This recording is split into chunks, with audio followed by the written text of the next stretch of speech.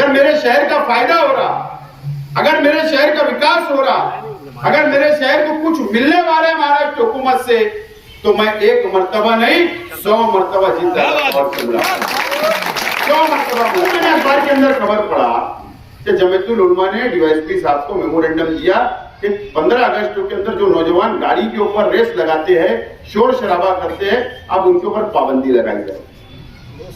देखो किसने दिया? मालिक सेठ बकरा, मक्की सेठ जिम्मेदार थे, मुफ्ती साहब नहीं थे। मैं आज मुशायरा चौक की तरफ से गुजर रहा था, हुल्लाबाजी शोर शराबा मुफ्ती इस्माइल साहब खुद करते हुए जा रहे थे।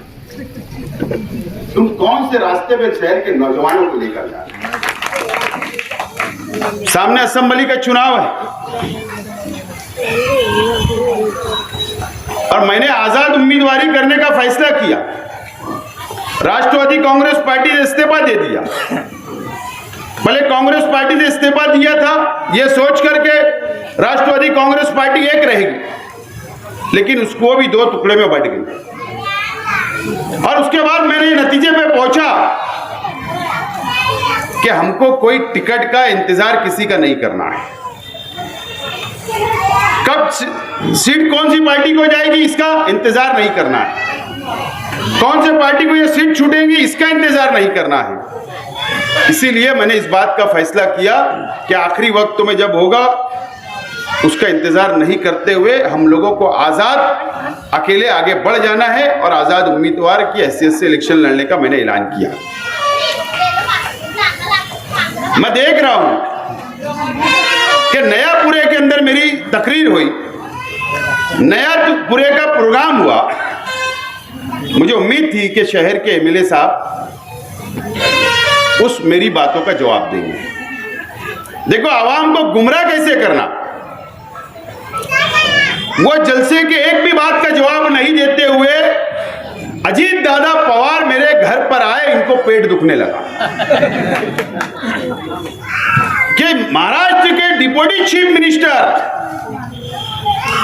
एक साबिक एमएलए के घर पर क्यों आए, इनको पेट में दर्द होने लगा।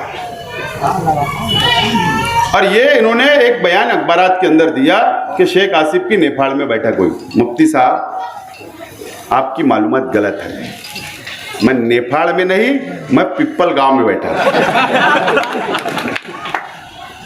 किस किलोमीटर आगे बताया।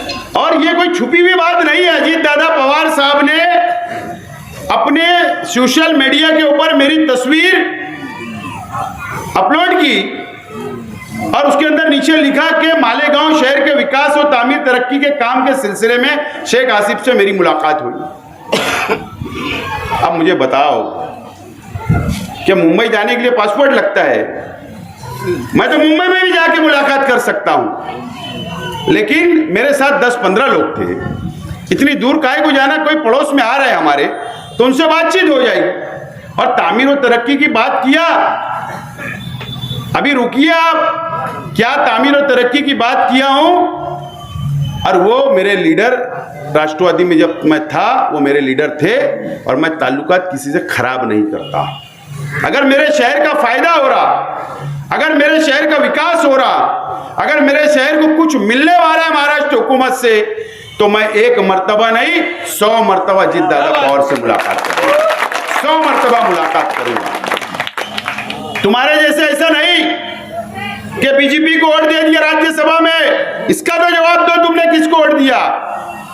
ऐसा नहीं कि एमएलसी के चुनाव में तुमने बीजेपी को वोट दिया, उसका तो नाम बोलो कि कौन सी पार्टी के बीजेपी के उम्मीदवार को आपने वोट दिया, इसका जवाब कब दोगे।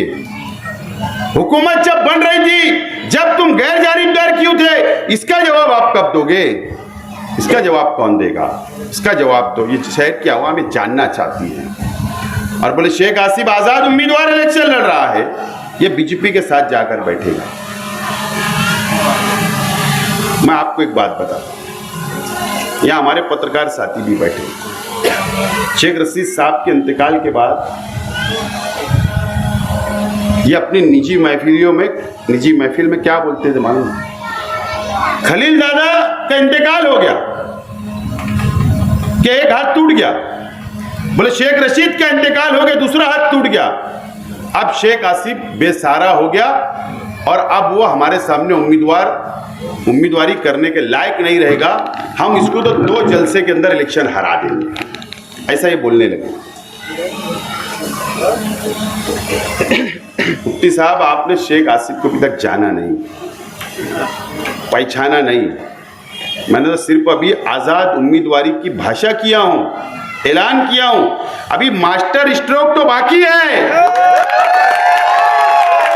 मास्टर स्ट्रोक जब मैं मारूंगा ना, जब तुम्हारी और जमीन जब खसकेंगी, जब तुमको समझ में आएगा कि शेख आसिफ कौन सी चीज है। अभी तुमने मुझे जाना नहीं और पहचाना नहीं, बहुत वक्त लगेगा, बहुत वक्त लगेगा। और अल्लाह का करम है, आज भी बोल रहा हूं, लेकिन मेरा रास्ता बदल चुका है, मैं उस रास्ते पे नहीं जाऊंगा कि अगर शेख आसिफ ने आज चाह लिया कि कोई भी एक पार्टी का टिकट लेने के लिए, तो वो टिकट हासिल कर सकता है। इतना अल्लाह का करम से मेरे अंदर मुझे कॉन्फिडेंस है, इतना मैं जिम्मेदारी से बोल सकता हूं। कल मुंबई के अंदर एक फोन आया, मेरे साथ एक साथी था, मैंने स्पीकर ऑन किया, सलाम वालेकुम। वालेकुम सलाम। मैंने बोलिए। बोले आप आज़ाद लड़ रहे? मैंने हाँ। बोले हमारा टिकट लेंगे क्या? मैंने कहा यार देखो, फोन पे बात नहीं होती है, मैं मिल के बात करूंगा। बोलने का मतलब मैं खुल के नहीं बोल रहा हूं। ये सब बातें अगर सामने आ जाए ना, तो इनकी जमीन खसक जाएगी।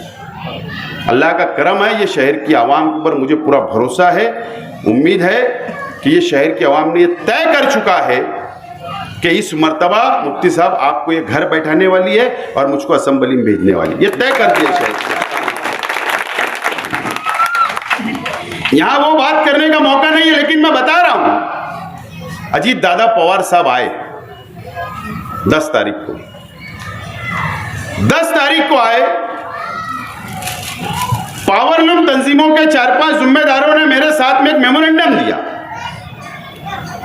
कि जो 12 जुलाई को वजीर आला साहब ने सब्सिडी का बोले ऐलान किया, 1 महीना गुजर गया, 1 महीने में सब्सिडी तो नहीं मिली, और जो बिल तकसीम हुई पावर की, तो उसके अंदर सब्सिडी गायब।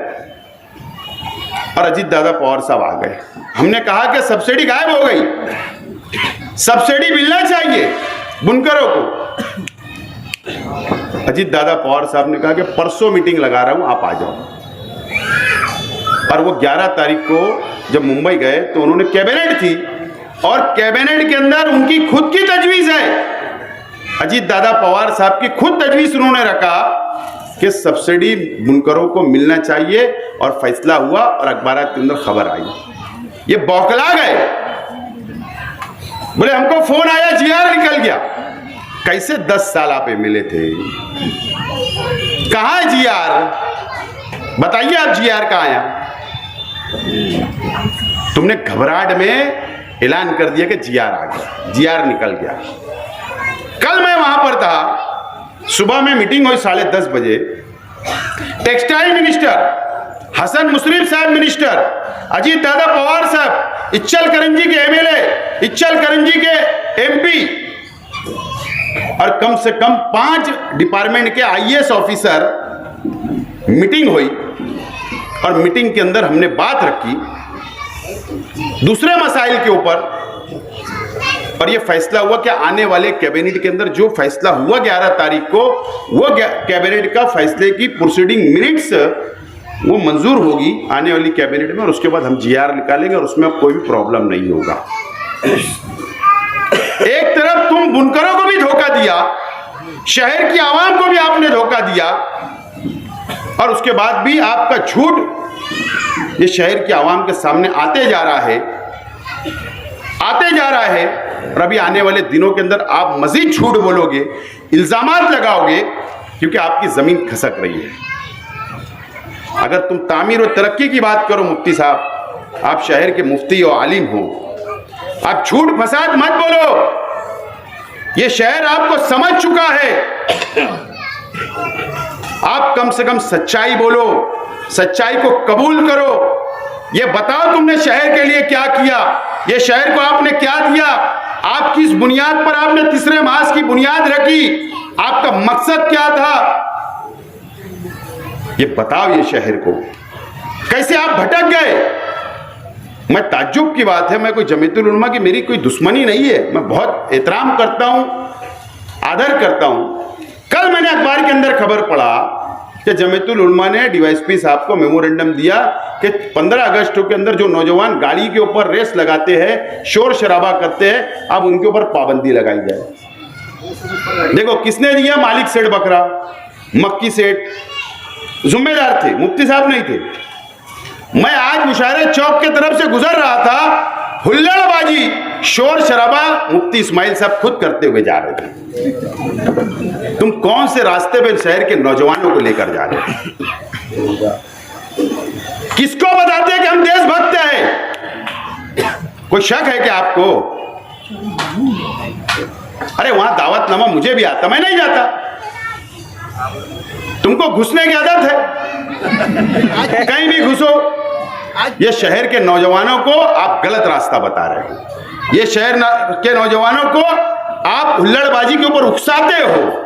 ये शहर के नौजवानों का मुस्तकबिल तुम खराब कर रहे हो। ये शहर के नौजवानों को तुमने कोई नौकरियां नहीं दी। ये शहर के नौजवानों को तुमने कोई कलम नहीं दिया। ये शहर के नौजवानों को तुमने किताबें नहीं दी। ये शहर के नौजवानों का मुस्तकबिल बनाने के लिए कोई बड़ा काम अंजाम नहीं दिया। आपने कोई स्टडी सेंटर नहीं दिया। आपने कोई तामीर काम नहीं दिया।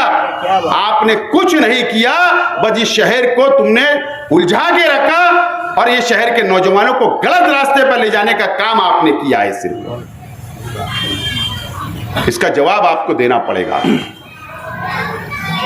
आप गुमराह कर रहे हो शहर को।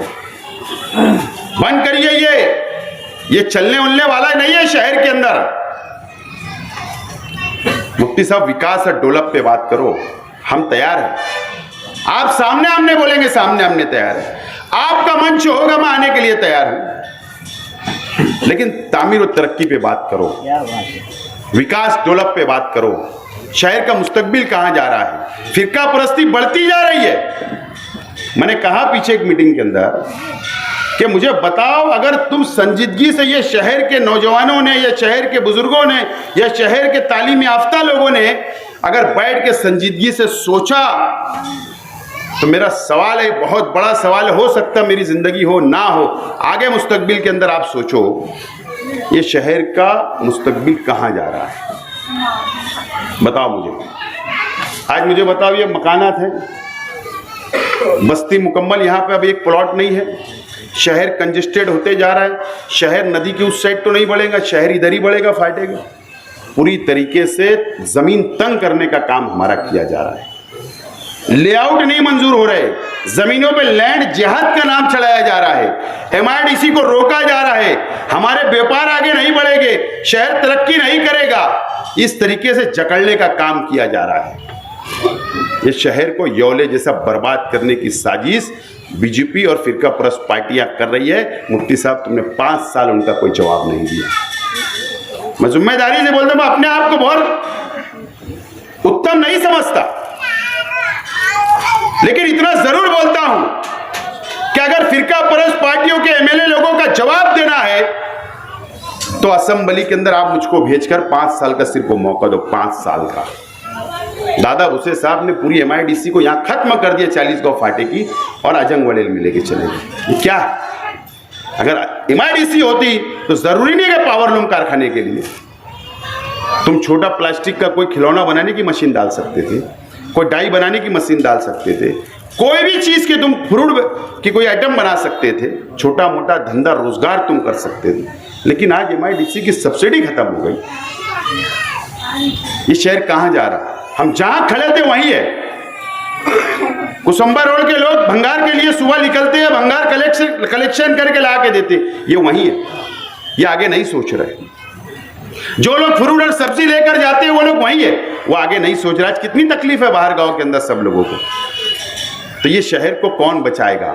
ये शहर को कौन संभालेगा? ये शहर की कौन नुमाइंदगी करेगा?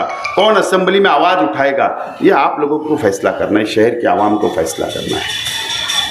मैं तो हैरान रहता हूं कि अंधी अकीदत की भी एक हद होती है।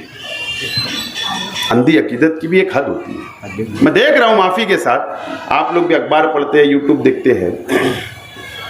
5 साल मेरे साथ अखबारात के कुछ लोग और कुछ मीडिया वाले अच्छे रहते हैं, माफ़ करना, 5 साल अच्छे रहते हैं, 5 साल। लेकिन ना जाने असेंबली का चुनाव आया कि कलम के अंदर या हाथ में क्या हो जाता, मैं तो हैरान हूँ, बहुत हैरान हूँ। इस तरीके से माहौल बनाने की साजिश की जाती। खैर आइंदा कभी बोलूंगा, लेकिन ये आप लोग देखो कि शहर के अंदर जब इलेक्शन करीब आता तो क्या क्या हथकंडे इस्तेमाल किए जाते हैं, क्या क्या हथकंडे इस्तेमाल किए जाते हैं। मैं आप लोगों से अपील करता हूँ, एक मौका मुझे दो।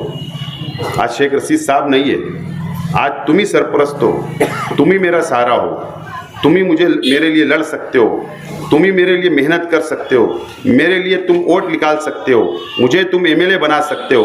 और फिर 5 साल पेटी बंद होंगी, उसके बाद अगर आपने चुन कर दिया तो 5 साल मैं आपके लिए लड़ता रहूँगा, 5 साल आपके लिए लड़ता रहूँगा, 5 साल आपके मसाइल के अंदर खड़ा रहूँगा, 5 साल आपके लिए ढाल बनकर खड़ा रहूँगा। मैं आपसे वादा करता हूँ, मेरा एक ही मकसद है, एक ही मकसद है, जो सबसे पीछे जो गरीब है, जो सबसे छोटा है गरीब, उसको आगे लाना, उसको ताकत पहुंचाना, उसकी मदद करना, उसका सहारा बनना। यकीन जानो मेरे परिवार का सिर्फ यही मकसद आगे है, क्योंकि हमने देखा हमारे सामने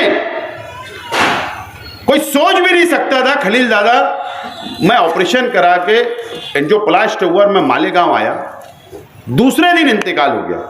क्या सब तो यही धरा रह गया, प्रॉपर्टी जायदाद सब कुछ यही रह गया। शेख रशीद साहब को अटैक आया, 2 महीने के अंदर हमारी आंखों के सामने निकल गए, सब कुछ यही के यही रह गया।